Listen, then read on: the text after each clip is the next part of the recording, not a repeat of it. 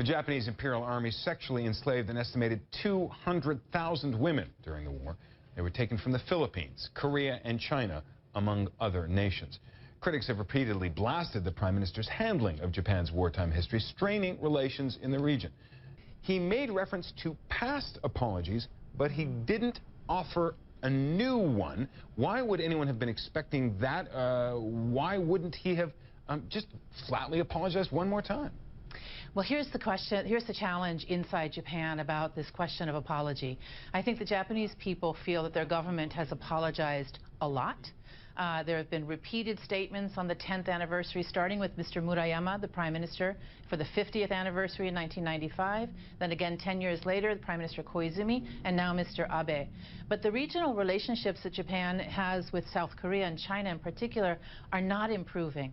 And I think many Japanese feel that 70 years after the war, 2 or 3 generations of Japanese later, they worry that this apology diplomacy is really undermining Japan's geopolitical status. On the other hand, though, you still have some unresolved issues. And very clearly in your opening piece, you saw the comfort women or the issue of sexual slavery in Asia. And the Japanese and South Koreans in particular are having a very hard time coming to terms with how to embrace and how to reach out to these women who are still alive. And yet the Prime Minister speaks about them with euphemisms, which is still hard for me to understand.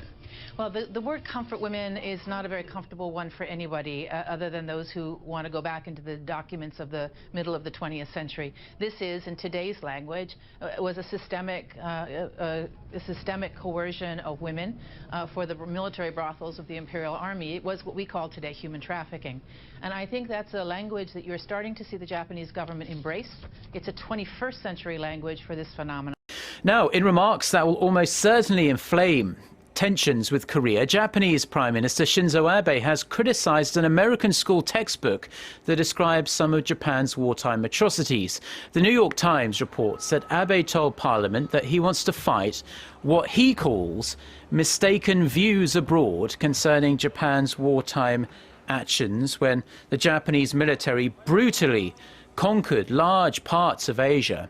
Abe said he objected to a textbook published by McGraw-Hill Education that says women were forced to work in Japanese military brothels during the war. Now, McGraw-Hill continues to defend its textbook entitled Traditions and Encounters, A Global Perspective on the Past, and says the writing, research and presentation of its account is supported by historical facts. The book tells how the Imperial Japanese Army forcibly recruited and conscripted as many as 200,000 women, many of them Korean, to serve Japanese troops before and during the Second World War.